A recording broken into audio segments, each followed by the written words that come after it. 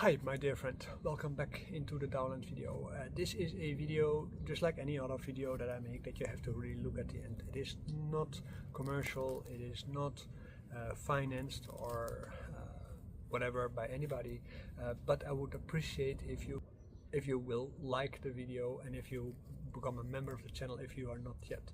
There are a lot of views from people on my videos that are not yet a member, but it will definitely help me a lot forward and to also help me find attention for my research project and to help me finance the research project so that we can go forward with the development of Chinese medicine independent of the body politic, what we are going to talk about today. In the past, acupuncture was mostly meant to cause bleeding in the channels which have blood, and it was supposed to unblock things in the places where there was supposed to be qi.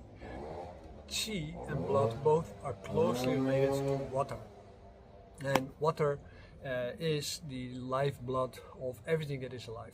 In our cells we have water, in our body flows water in the interstitial spaces. We are 60 or 70% water depending on which report you read about it. And even our brain is soaking the brain mostly in water. So water is the most important thing, and when water is functional it is qi, and when it is nourishing in the modern context it is blood. In fact, within Chinese medicine, blood was seen as the army that is doing all the work for the state, like repairing bridges, building houses, hotels, saving people from avalanches and stagnations, making rivers float freely so that the water can come to all kinds of places, and they worked on the agricultural infrastructure. In Chinese medicine, there is this traditional division in self-cultivation, which is the moral task of every human being. That means that you have the obligation to make sure that your body functions as good as possible.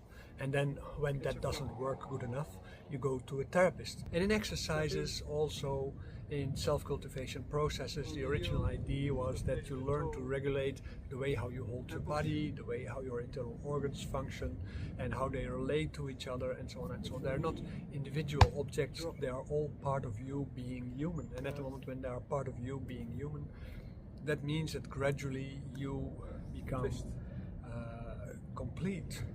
When you are complete, you have space to extend your abilities outward. Sideways. Let's start close to my own home. This is Europe, of course, and I start with Britain. Britain, I just been there recently to give a workshop, and it was a lot of fun. And one of the things that I come across everywhere where I give a workshop is that people very often they work on a relatively low level. Maybe they are in some government body that makes decisions and so on. But in England, acupuncture for instance, the rules and regulations are decided mostly by a nurses association who are not doing acupuncture but they're putting needles in somebody's body. Acupuncture needles are not the same as surgical needles where you draw blood or inject chemicals in somebody's body.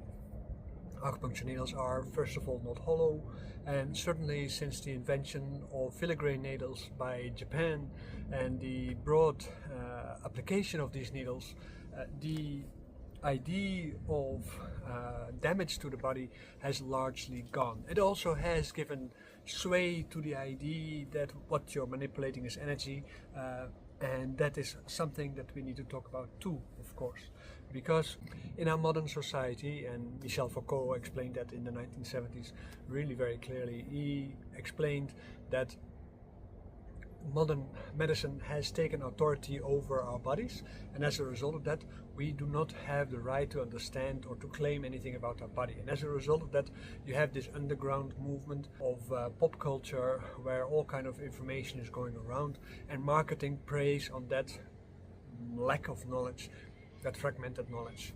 The science itself has become highly esoteric by going into the minutest and minutest that nobody can control what people are saying. And it doesn't mean that it is wrong, but it just means that the authority of the medical science is outside of the grasp of the individual body. We are having a free choice in many countries, but it doesn't necessarily mean that we understand what the choice is that we have. For instance, you come to a client's home and you see their cabinet full of medications, mostly because doctors gave the wrong medication, and as a result that people do have side effects, and these side effects are being seen as new symptoms from the original problem, as if the medication cannot make any mistakes, because medications are seen as something divine in that esoteric idea. So it means that somebody gets a new medication for the side effects, and as a result that gradually you see medications pile up and pile up. I was recently in somebody's cabinet. I was looking. That person was relatively thin, but they gave him medication for something for a fat person, and that means that he is guaranteed to have side effects, and as a result that there will be other medications needed. My grandmother, my own grandmother, she died largely because of wrong medication, because she was very thin. She got something for her rheumatic hands, and they gave her medication for fat people, and she's very thin. So as a result of that, she lost too much body liquids, and as a result of that, all kind of side effects happened. She went down. So the business model behind these things is of course amazing. Same. But what the people did through policies and so on, they recognized to a degree things like Chinese medicine, Ayurvedic medicine, and all kind of other natural medicines. But they only agreed it to the point where it could be verified by Western biological science. And that Western biological science, even though there's very valuable things in it, it cannot understand something that is not its own science, that is not part of its own worldview. So that means that things like Chinese medicine, Ayurveda, African tribal medicine, or South American tribal medicine is not really comprehended in the way as it should be. Then there is the problem of medication in general. What is medication? Well, everything is medication. Even grass at certain points can be medication. It's not very nice, but they can make grass jelly out of it, and then it's a dessert if you add cream to it. So in itself it's not bad, and cows, they really love it. Rabbits, they really love it. They really love the grass, and they also love the roots at a certain point. In the whole process, hey Push, yeah, my cat is here. Get your nails out of my hand, yeah.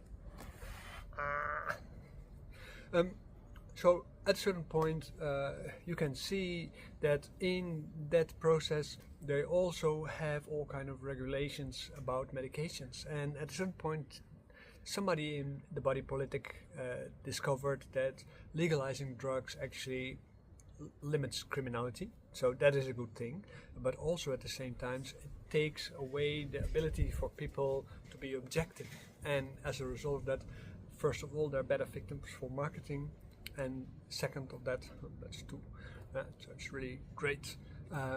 It also takes away their thrive to be rebellious. They might have rebellious thought, but the chance that they go on into action, that would be less, especially when that drug is put outside of the spiritual context, in the sense that it's only being used for commercial purposes, for relaxation or for comfort or for partying or anything like that.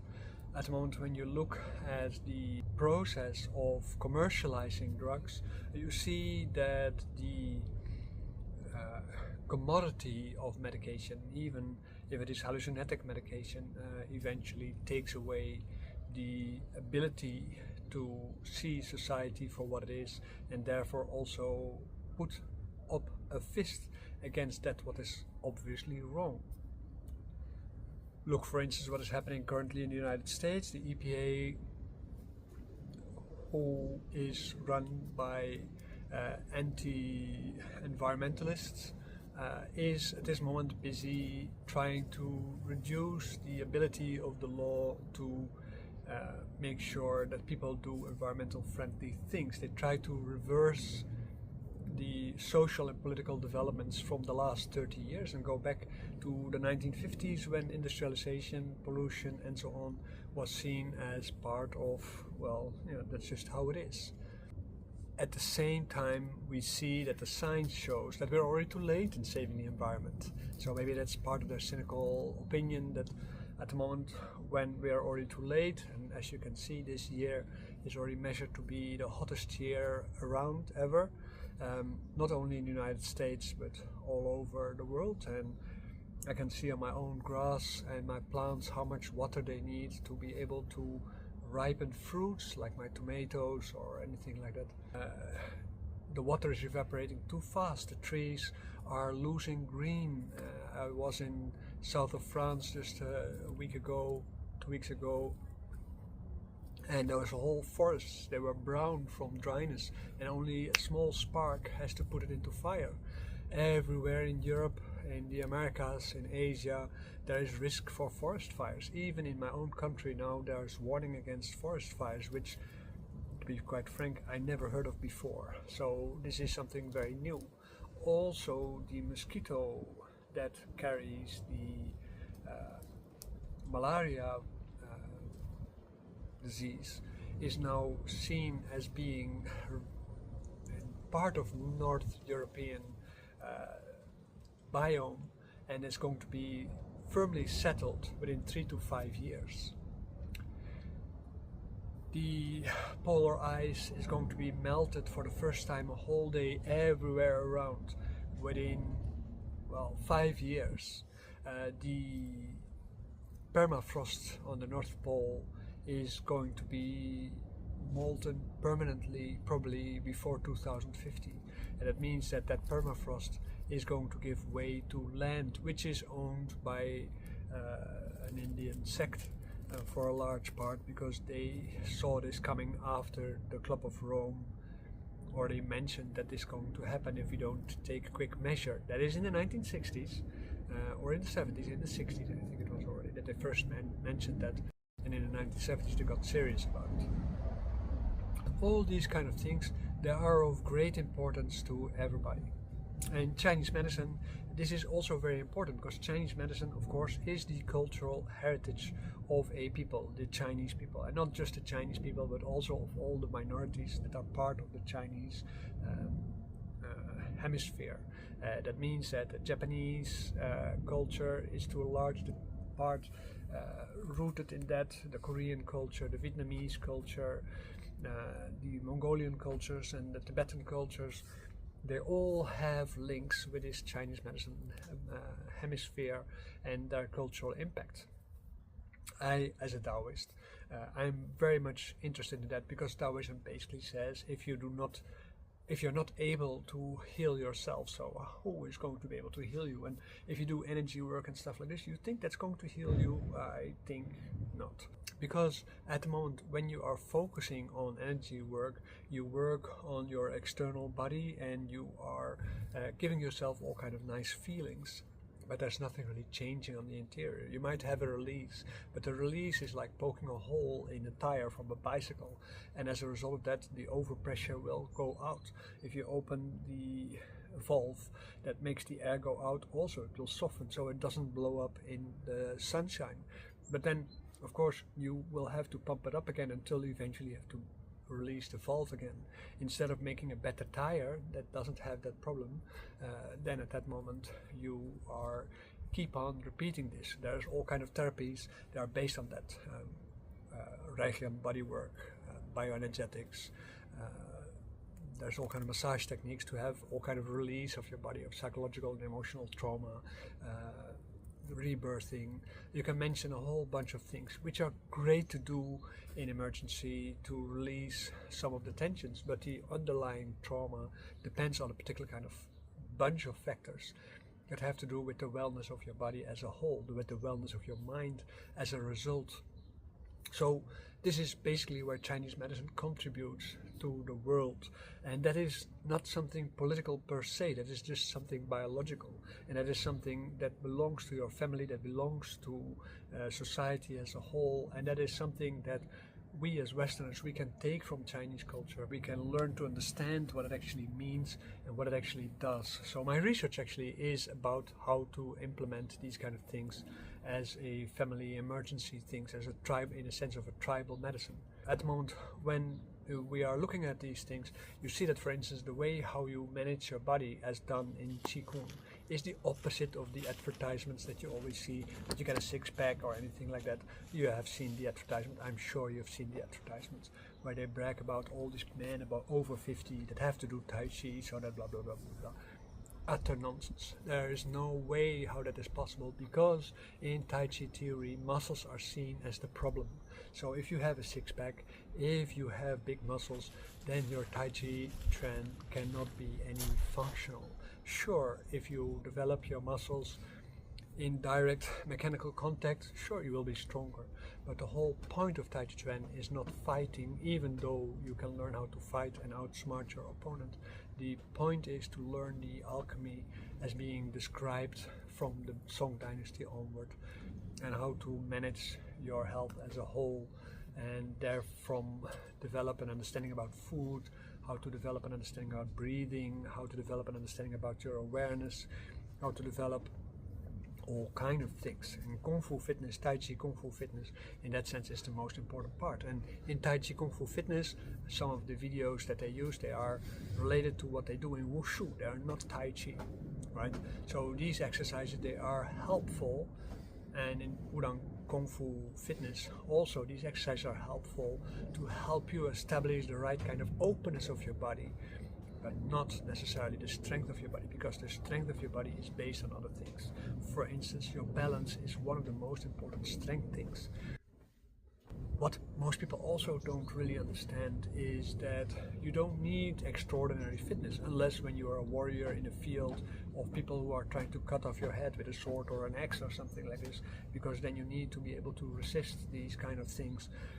And we don't live in that time anymore. And hopefully that will never happen again. But if we continue like this, it will surely happen again. The thing is that for your health, you need only the fitness that is required to do the things that you do in your daily life, and a little bit extra. And the way how you get there, the little bit extra, is by gradually shifting your boundaries. Not to do things fast and forceful, because fast and forceful means you strain your body, and strain your body means at that moment that you overheat your body. And that's also what many drugs do, many medications. They make your body hot, and as a result that they cover you with a layer of dampness inside you, which slows you down and makes you overweight. If you have ever taken antidepressant medication, you know what I'm talking about. But there's many other kind of medications that have the same kind of effect. There's a lot of things that help you to become worse off over time. That is also the reason why in Chinese medicine we say there is no medication you can take longer than 3 months, because after that your body has incorporated it, and your body memory is only 3 months old, so it thinks it doesn't have to do other things because the chemicals already do that for you. Same in your exercise. If within 3 months you do not see an improvement, that means that at that moment your approach is wrong. The exercise might not be wrong, but your approach is wrong, and it means that you have to change the way how you exercise. One of the things that I continuously say to people, okay, you have to continue, you have to adapt, and you have to make sure that it gets to work for you, because it's not in the system, right? It's not in the system, but it's in the way how you do it. So principles are more important than exercise. If you don't learn the right principles, then the exercise will be of no good to you, and it's just gym work, right? Gym work doesn't have any principles. It is just about getting big muscles and follow the Nazi plan of creating Übermensches. Is that what you want? Okay, so I have ranted here a little bit about these kind of things, and I want to go back to the idea of Chinese medicine being political, because we all make political choices about our society every day, and our way of how doing Chinese medicine or choosing for Chinese medicine can be part of that political thing. You want to be following something that is really commercialized and trying to sell you things that over a longer time are not going to work, because that's the marketing side of things? Or do you want to invest yourself into understanding these things and developing yourself in a kind of way that will make it actually useful for you, where you become therapist independent? Because that's the whole purpose of the Daoland program, is to make people therapist independent and to become independent of the bodies that are ruling that commercial aspect of Chinese medicine, which keeps the level of Chinese medicine down and tries to avoid that it becomes a science, but it just becomes a mechanical approach, like the 5-element theories or the chi is energy theory. These are approaches that help people to control the discussion about Chinese medicine and to put it into a particular kind of political framework or social framework where it can be handled. It cannot grow into something valuable. That is not what they want. And that is not just for Chinese medicine, that's the same for Ayurvedic medicine in India, outside India, in China, outside China, in Africa, African medicine, and outside Africa, or South America, or Australia. All these kind of medications, all the kind of medicines, they are being regulated by bodies that do not understand it. And they are not regulated only by policy, but also by marketing. And these two powers, they are the death of all these kind of natural medicines, because they make the medicine unnatural, they make it unholistic, and they make it unworkable to develop itself as an independent science. And this is where the research is like, how can we help people to get to the point where they can actually apply this? So if you are interested in this kind of subject, join.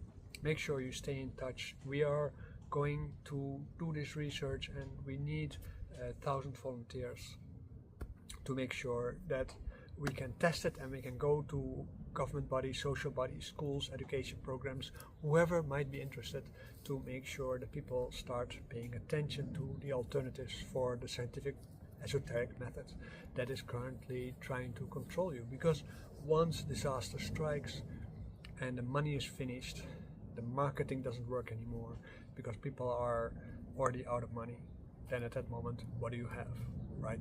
So this is where it is.